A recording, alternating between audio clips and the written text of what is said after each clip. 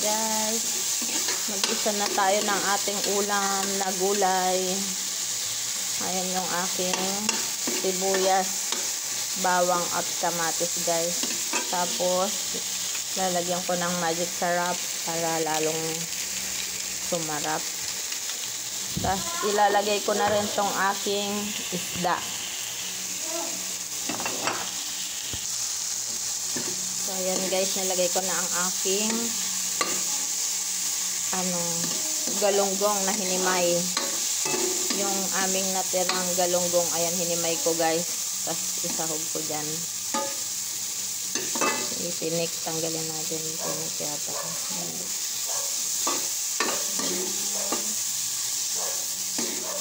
Saka natin lagay ating gula. So ayan, lagay na natin ating sitaw. At halo-haloin lang muna natin dyan. Tapos lagyan natin ng konting patis.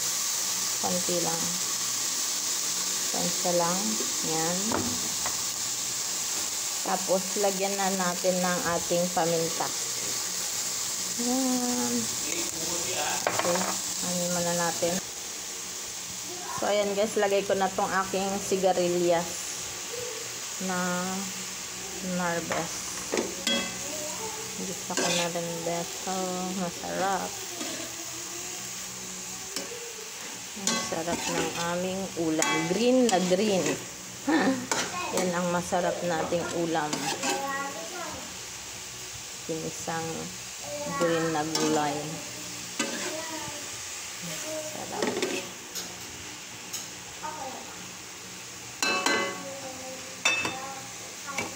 Takpan ko muna. So ayan, lagyan ko muna ng konting sabaw.